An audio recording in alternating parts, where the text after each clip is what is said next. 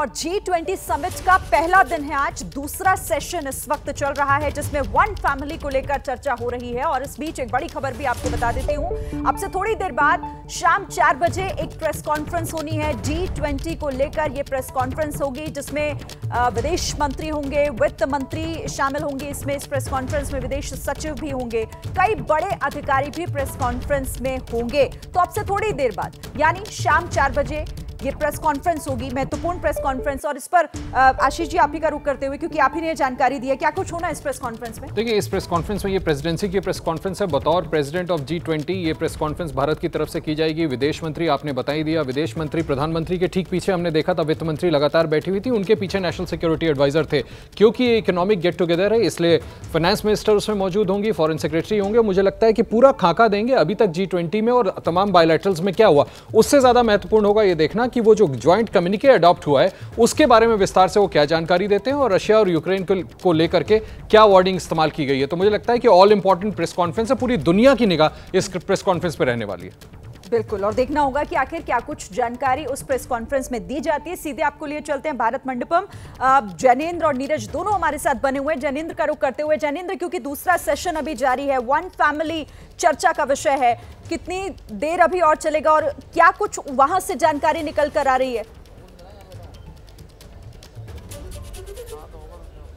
देखिए शिरीन, फिलहाल सबकी नज़रें अब 4 बजे जो विदेश मंत्री की प्रेस कॉन्फ्रेंस होने वाली है उस पर टिकी हुई हैं और सहमति बना ली गई है, समाधान ढूंढ लिया गया है।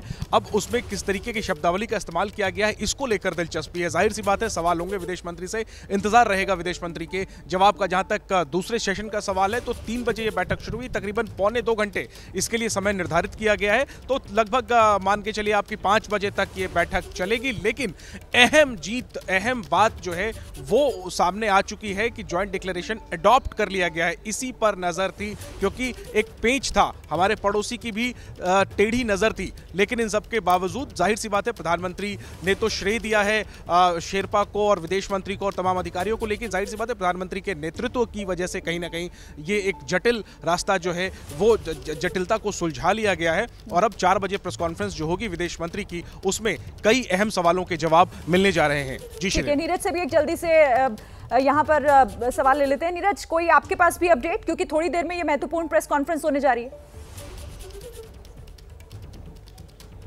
देखिए, सबसे बड़ा अपडेट यही है कि ज्वाइंट डिक्लेरेशन अडॉप्ट कर लिया गया है। यदि जयशंकर जी अपनी प्रेस कॉन्फ्रेंस में उस अडॉप्शन पे के बारे में कुछ चर्चा करते हैं, कुछ बताते हैं या कुछ उसके चीज़ें निकल गए तो वही सबसे बड़ी चीज़ है।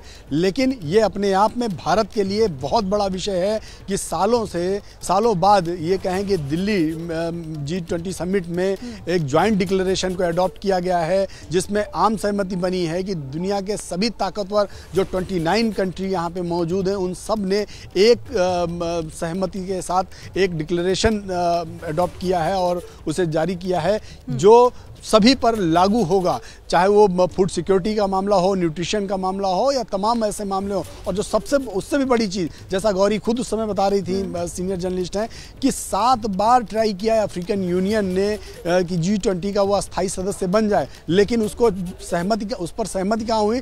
दिल्ली में हुई। और वो इसलिए हो पाई क्योंकि भारत की ग्लोबल पोजिशनिंग इस समय पहले के मुकाबले बहुत मजबूत है और लीडर के तौर पर प्रधानमंत्री नरेंद्र मोदी ने अपनी जो पोजीशन क्रिएट की है उसका ही ये आपने बताया ना कि 73 मुद्दों पर सहमति बनी है। ये बताता है कि प्रधानमंत्री नरेंद्र मोदी को सिर्फ दुनिया अब सुनती नहीं है बल्कि उन पर अपनी सहमति किस तरह से जताती है ये साफ जाहिर होता है। तो देखिए, बड़ी जानकारी हमारे सहयोगी दे रहे हैं और अब से थोड़ी देर बाद जो प्रेस कॉन्फ्रेंस होने वाली है निगाहें उस पर बनी हुई है, सभी बने हुए हमारे साथ। जैसे ही घड़ी का काटा दोपहर 2:30 पे आए, बबीता जी का दिल सास बहू साजिश के लिए मचल जाए। और ये है इनकी बहू, पूरे दिन ऑफिस की टेंशन हो जाए गॉन जब ये करें अपना फेवरेट शो फ्री टाइम पे ऑन। इनकी तरह आप भी देखें अपना फेवरेट शो अपने टाइम पर और डाउनलोड कीजिए ABP लाइव ऐप अपने स्मार्ट टीवी पर।